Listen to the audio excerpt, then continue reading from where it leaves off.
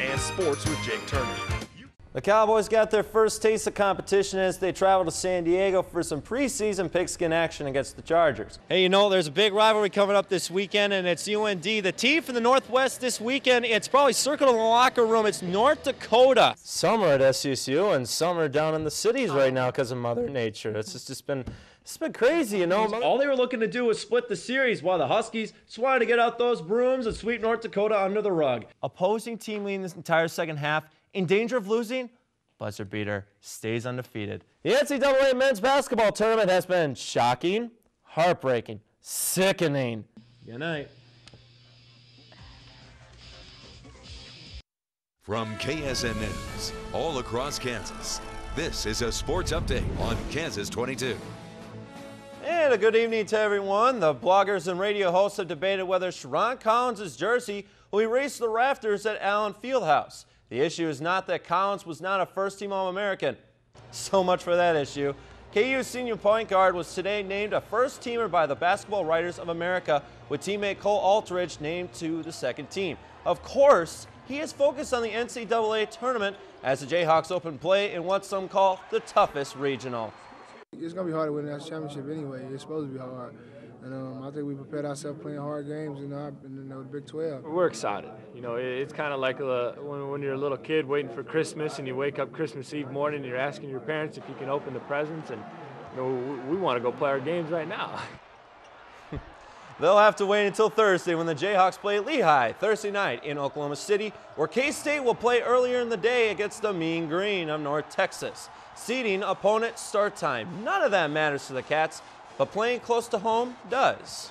I'm just happy we're in Oklahoma City. All those other teams are good. BYU's good, Florida's good, North Texas is good. There's not going to be an easy game on the schedule for them. Every single game we play is going to be a grind like the last three we just played, and we're just happy. I'm happy that our kids are going to be allowed to play so close to Kansas. And the Cats tip off at 1:50 on Thursday. Wichita State's NIT opponent has two opponents in common with them. Utah State beat Nevada twice, and Missouri State beat them by 2 in bracket busters. The Wolfpack score a lot of points and give up a few. They average nearly 80 a game, while opponents average 75. Big man Luke Babbitt averages 22 points and 9 boards. Like the Shockers, the Wolfpack are in the process of learning about their opponents. I know they're a really good team, really good at home. Similar to Missouri State that we played earlier this year, just probably better. So it's going to be a challenge. Definitely probably one of the hardest road games that we've played all year. We only got a couple of days to get ready for them. I know they play man-to-man, very similar to Missouri State, I think, in that regard. So I think we'll be ready to play on Wednesday, though. Carter took over as head coach this year when native Kansian Mark Fox moved to the University of Georgia. Nevada is 20-12. Well, I'm Jake Turner. Stay tuned for more news, weather, and sports on Kansas 22. Cowboys have been in Denver, Colorado for the last few days, practicing, scrimmaging, and that occasional brawl. Offensive tackle Flozell Adams knows what I'm talking about. But all that mattered to the team was a win against Denver Saturday night, even though it's just preseason. To Fesco Field we go, and the Denver offense just decides to cut up the Cowboys D here. Jay Cutler finds Eddie Royal for 35 yards. My goodness. Denver scores on their opening drive when Andre Hall drags Brady James to that end zone. Cowboys offense can't respond. On 4th and 4, they go for it.